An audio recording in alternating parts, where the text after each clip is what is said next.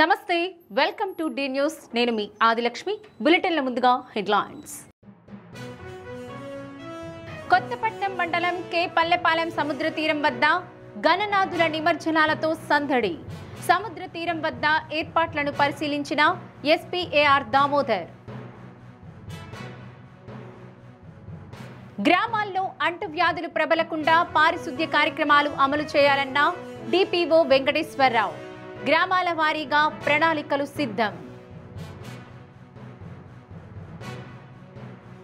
మంగమూరు రోడ్లో 130 సంవత్సరాల చరిత్ర కలిగిన రావి చెట్టును తొలగించిన నగరపాలక సిబ్బంది నిరసన వ్యక్తం చేసిన విహెచ్పి ఆర్ఎస్ఎస్ నాయకులు గణనాథుల నిమజ్జనాలతో కొత్తపట్నం కే పల్లెపాలెం సముద్ర తీరాల్లో సందడి నెలకొంది. ఒంగోలు నగరంతో పాటు చీమకుర్తి, సంతనూతలపాడు తదితర ప్రాంతాల నుండి పెద్ద సంఖ్యలో విగ్రహాలను తరలించారు. పోలీసులు ఆంక్షల నడుమ నిమజ్జన కార్యక్రమాలు నిర్వహించారు. ట్రాఫిక్ సమస్యలు తలెత్తకుండా పోలీస్ సిబ్బందిని ఏర్పాటు చేశారు. కే పల్లెపాలెంలో సముద్ర తీరంలో ఎస్పీ ఏఆర్ దామోదర్ పర్యటించారు. భక్తులకు ఎలాంటి ఇబ్బందులు రాకుండా చూడాలని అధికారులను ఆదేశించారు. గజ ఈతగాళ్లను నియమించామని, వీరికి లైఫ్ జాకెట్లు, ఫ్లడ్ లైట్లు అందించామన్నారు. తీర ప్రాంతాల్లో డ్రోన్, సీసీ కెమెరాలు అమర్చినట్లు వివరించారు.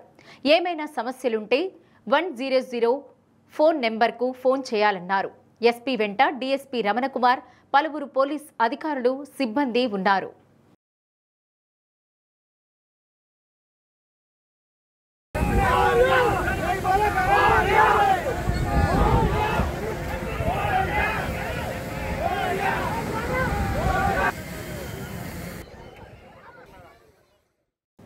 వర్షాకాలంలో అంటువ్యాధులు ప్రబలకుండా గ్రామాల్లో సంపూర్ణ పారిశుద్ధ్య కార్యక్రమాలు అమలు చేయాలని జిల్లా పంచాయతీ అధికారి ఎం వెంకటేశ్వరరావు తెలిపారు. డిపిఓగా బాధ్యతలు తీసుకున్న వెంకటేశ్వరరావు మీడియాతో మాట్లాడుతూ స్వర్ణాంధ్ర స్వచ్ఛాంధ్ర కార్యక్రమాల్లో భాగంగా గ్రామాలను స్వచ్ఛ గ్రామాలుగా తీర్చిదిద్దడం జరుగుతుందన్నారు.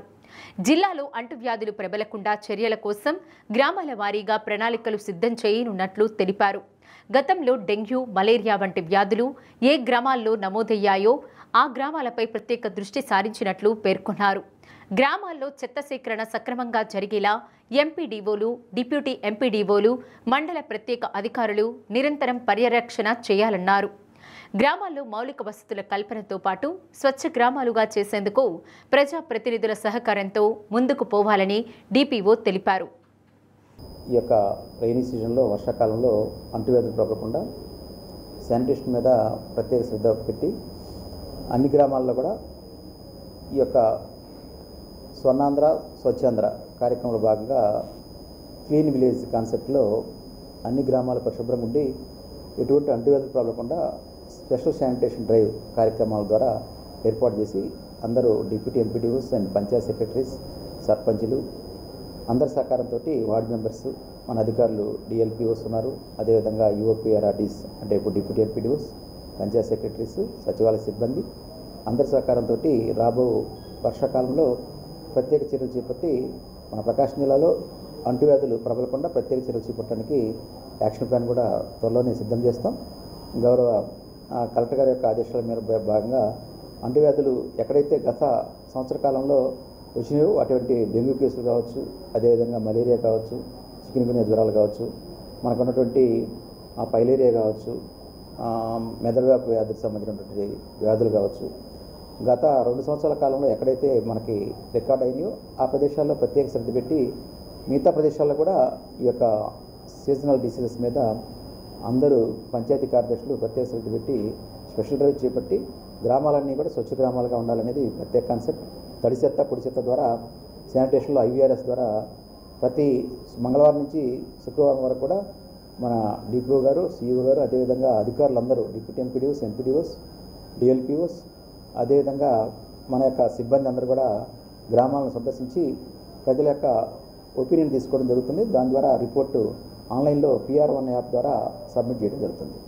శానిటేషన్కి ప్రత్యేక శ్రద్ధ కేటాయించి మన జిల్లాలో అంటువ్యాధులు ప్రబలకుండా అందరూ ప్రజాప్రతినిధులు, మన మంత్రి గారు, గౌరవ ఎమ్మెల్యేలు, అదేవిధంగా అధ్యక్షులు, అదేవిధంగా అన్ని కార్పొరేషన్ల యొక్క చైర్మన్స్, మన సర్పంచ్లు, ఎంపీటీసీలు, జెడ్పీ చైర్మన్స్, జెడ్పీటీసీలు, ఎంపీపీలు అందరి సహకారంతో ప్రకాశం జిల్లాకు సంబంధించి మనము ఎప్పుడు కూడా వర్షాకాలంలో ప్రత్యేక చర్యలు చేపట్టి శానిటేషన్లో ఎటువంటి ఇబ్బందులు తలెత్తకుండా ముందస్తు చర్యలు చేపడతాం తెలియదు.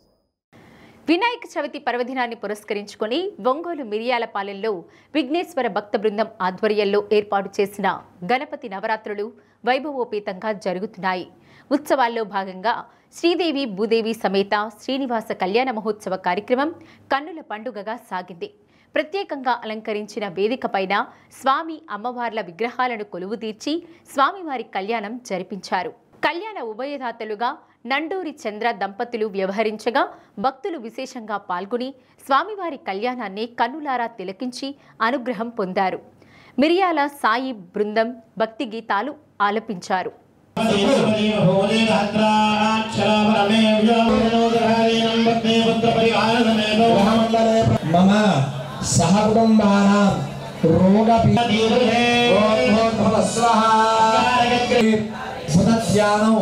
ప్రవక్ష్యామి మమ స్థితిగతులు పొందాలి. నాకు కావాల్సింది ఏమిటి? మంచి వాక్శుద్ధి, ఆ యొక్క సద్బుద్ధి, మహావిష్ణు స్వరూపస్య బుధగ్రహమావాహయామి స్థాపయామి అత పూజలు కూడా గుణవే నమః అని నమస్కారం చేసుకోండి 11 మార్లు. ఓం బృహస్పతే సంప్రాప్తే శుక్రపతి ఉండాలన్నా. అదేవిధంగా ఇంటికి వచ్చినటువంటి 1 రూపాయి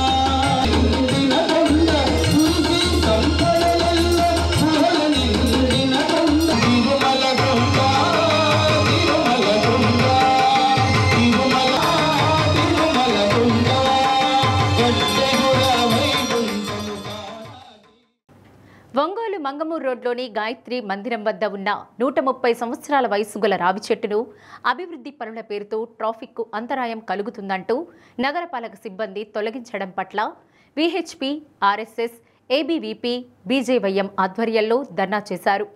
130 సంవత్సరాల చరిత్ర కలిగిన ఈ వృక్షం వద్ద ఎన్నో సంవత్సరాల నుండి కొండకు ఎదురు నడిచేవారు. శుభకార్యాలలో ఈ చెట్టును ఆరాధించి శుభ కార్యక్రమాలు జరుపుకుంటారన్నారు. అటువంటి చరిత్ర కలిగిన రావి చెట్టును స్థానికుల అభిప్రాయ సేకరణ లేకుండా రాత్రికి రాత్రే తొలగించడం పట్ల నిరసన వ్యక్తం చేశారు. ఎక్కడైతే చెట్టు తొలగించారో అక్కడే మరో రావి చెట్టు మొక్కను నాటుతామన్నారు. కార్యక్రమంలో విహెచ్పి నాయకులు తూనుగుంట మల్లికార్జున్, ఈమని బలరాం, ఆర్ఎస్ఎస్ నాయకులు మొక్కపాటి వెంకటేశ్వర్లు, వెంకటేశ్వర్ రెడ్డి, సోమా సుబ్బారావు, ఏబీవీపీ నాయకులు గంటా వెంకట్, బీజేపీ నాయకులు యోగయ్య యాదవ్, బీజేవైఎం నాయకులు రాజేష్ వర్మ, దుర్గేష్ తదితరులు పాల్గొన్నారు.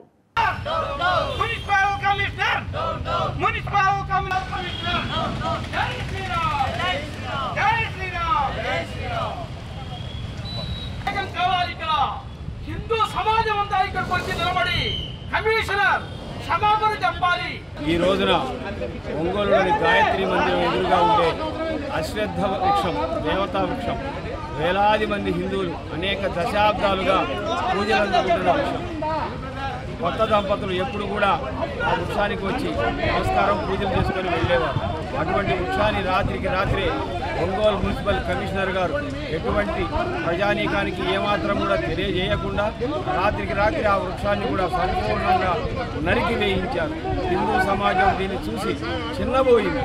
ఇటువంటి అరాచకం ఈ యొక్క మున్సిపల్ కమిషనర్ చేయడంపై మన హిందూ సంఘాలు యావత్తు కూడా గర్హిస్తూ ఉన్నాయి.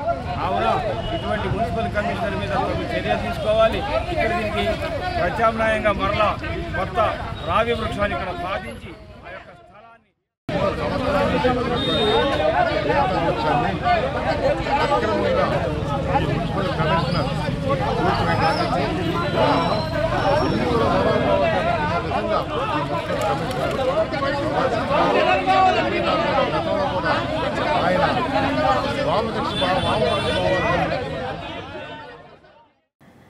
నగర్ 2వ లైన్లోని ఎంపీ మాగుంట శ్రీనివాసులరెడ్డి కార్యాలయం వద్ద వినాయక బాలభక్త సమాజం ఆధ్వర్యంలో ప్రత్యేక వేదికను ఏర్పాటు చేసి వినాయక నవరాత్రుల మహోత్సవాలు ఘనంగా నిర్వహిస్తున్నారు.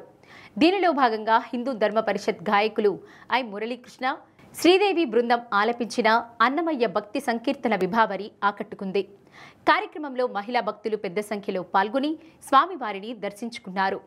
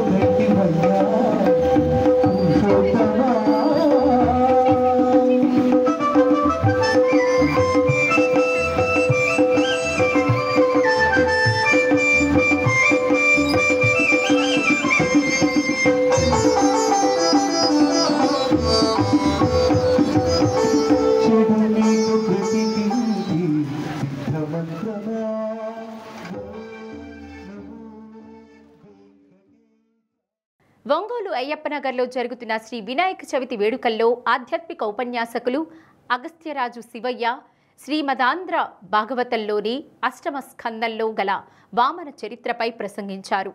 భాగవతంలోని పద్యాలను రసరమ్యంగా ఆలపించి ప్రేక్షకుల అభినందనలు అందుకున్నారు. బలిచక్రవర్తిని 3 అడుగులు దానంగా కోరిన ఘట్టాన్ని వివరించారు.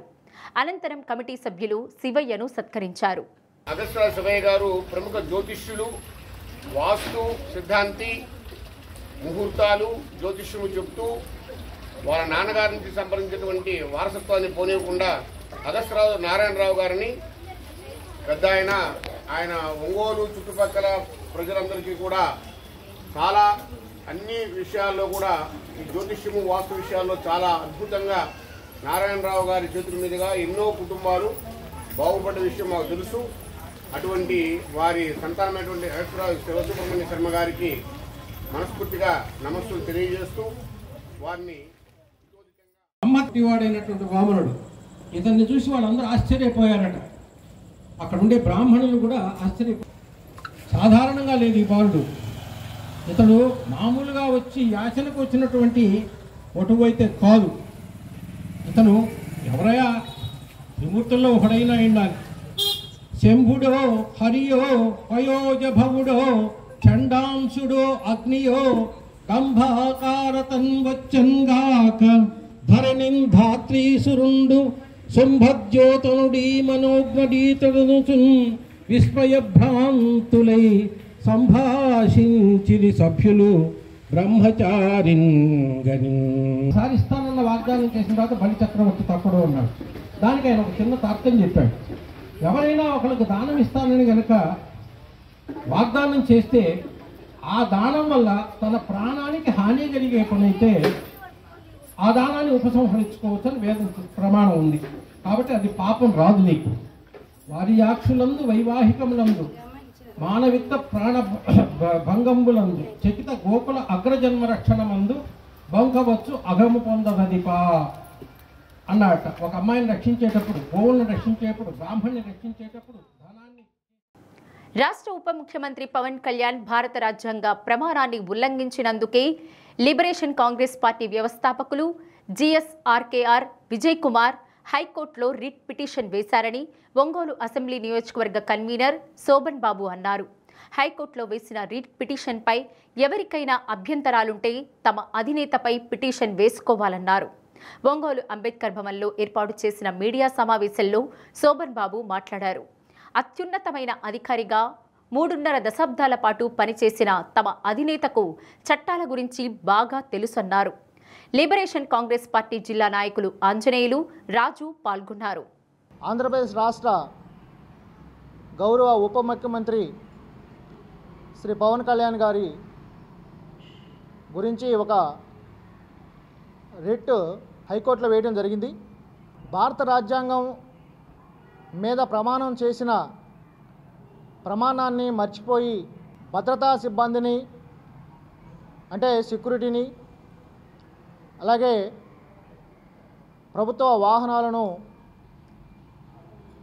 మీరు మీ సొంత ప్రయోజనాల కోసం వినియోగిస్తున్నారు, ఇది భారత రాజ్యాంగానికి చట్ట విరుద్ధం అని చెప్పి దాని మీద చర్య తీసుకోవాల్సిందిగా హైకోర్టులో రిట్ వేయడం జరిగింది.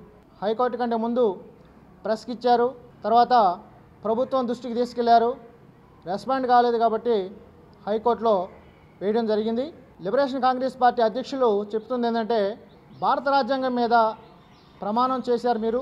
ఎవరైతే క్యాబినెట్లో మినిస్టర్గా ఉన్నారో ఆర్థిక లావాదేవీలు కానీ, వ్యాపార లావాదేవీలు కానీ, ఇంకేదైనా అధికారమైనటువంటి ఏమైనా ఉంటే అవన్నీ కూడా పక్కన పెట్టేసి రాష్ట్రము, రాష్ట్ర ప్రజలు వారికి సేవ చేయాలనేటువంటి దాని మీద ప్రమాణం చేశారు.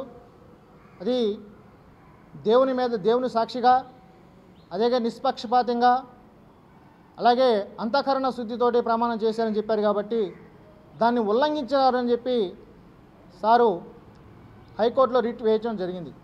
లీగల్గా ఎలా ప్రొసీడ్ అవ్వాలో తెలియని వాళ్ళు అందరికి కూడా ఈరోజు మేము చెప్తున్నాం, మీ దగ్గర ఏమైనా విజయ్ కుమార్ గారు హైకోర్టులో వేసినటువంటి ఏదైతే ఫైల్ మీద మీ దగ్గర ఏదైనా ఆధారాలు ఉంటే ఈ ఆధారాలని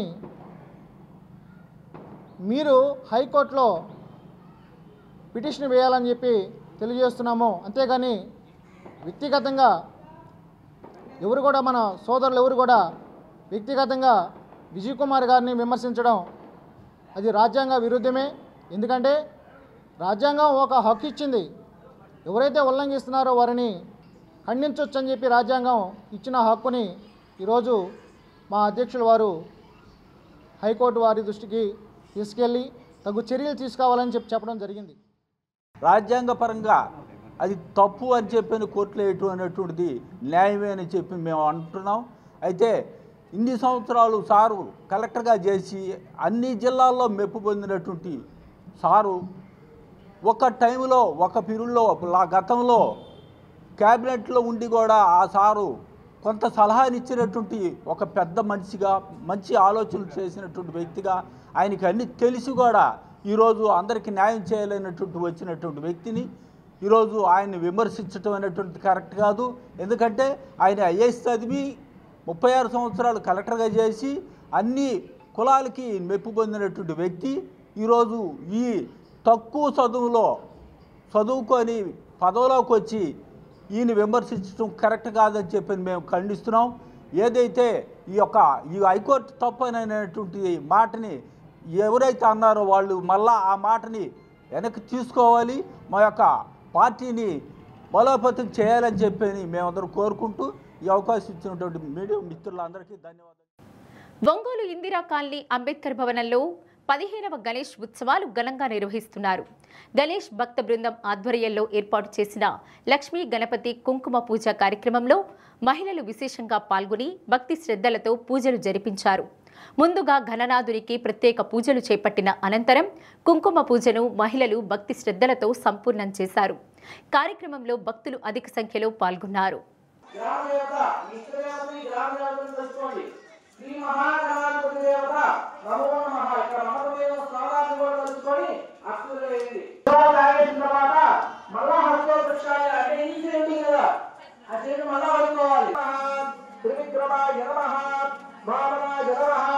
శ్రీధరాయ నమః ఋషికేశాయ నమః పద్మనాభాయ నమః దామోదరాయ నమః సంకర్షణాయ నమః వాసుదేవాయ నమః కృష్ణాయ నమః శ్రీకృష్ణ. అద్దంకి మండల పరిధిలోని పౌర సరఫరాల శాఖ అందజేస్తున్న నిత్యావసర వస్తువులను వృద్ధులకు ఇళ్ల వద్ద అందజేస్తున్నామని తహసీల్దార్ చరణ్ తెలిపారు.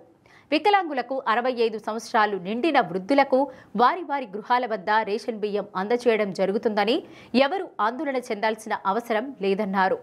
గడిచిన కొద్ది నెలల మాదిరిగానే ఈ నెలలో కూడా 65 సంవత్సరాల పైబడిన వృద్ధులకి మరియు వికలాంగులకి ఇంటి వద్దనే రేషన్ పంపిణీ చేయబడుతుంది.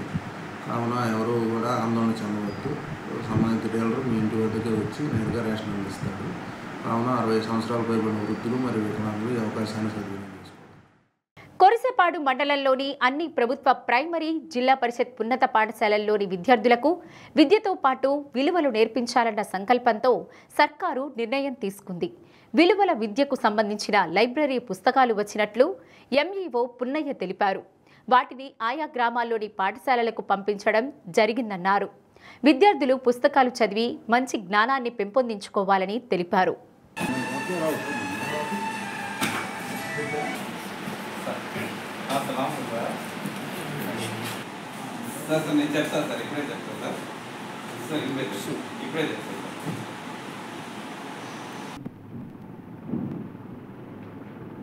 ఎస్ఎస్ఏ నుండి ప్రభుత్వం నుంచి వచ్చిన వివిధ రకాల బుక్స్, ముఖ్యంగా విలువల విద్యకు సంబంధించిన బుక్స్ 6 నుంచి 10 తరగతులకి, అలాగే లైబ్రరీ బుక్స్ 6 నుండి 1 నుంచి 10 తరగతుల పుస్తకాలని ఈరోజు మండల స్థాయి నుంచి పాఠశాల స్థాయికి పంపించడం జరుగుతుంది. ఈ పుస్తకాలు విద్యార్థుల యొక్క నాలెడ్జ్ని పెంపొందించడంలో, విలువల్ని పెంపొందించడంలో సహాయపడతాయని ఆశిస్తున్నాను. బులెటిన్ ముగించే ముందు హెడ్లైన్స్. కొత్తపట్నం మండలం కే పల్లెపాలెం సముద్ర తీరం వద్ద గణనాథుల నిమజ్జనాలతో సందడి. సముద్ర తీరం వద్ద ఏర్పాట్లను పరిశీలించిన ఎస్పీ ఏఆర్ దామోదర్. గ్రామాల్లో అంటువ్యాధులు ప్రబలకుండా పారిశుద్ధ్య కార్యక్రమాలు అమలు చేయాలన్న డిపిఓ వెంకటేశ్వరరావు. గ్రామాల వారీగా ప్రణాళికలు సిద్ధం. మంగమూరు రోడ్లో 130 సంవత్సరాల చరిత్ర కలిగిన రావి చెట్టును తొలగించిన నగరపాలక సిబ్బంది. నిరసన వ్యక్తం చేసిన విహెచ్పి, ఆర్ఎస్ఎస్ నాయకులు.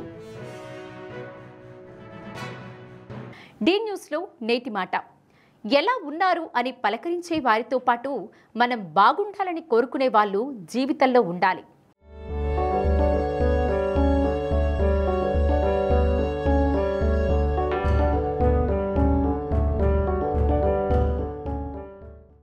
డి న్యూస్ ఇంతటితో సమాప్తం. నిరంతరం చూస్తూ ఉండండి డి న్యూస్.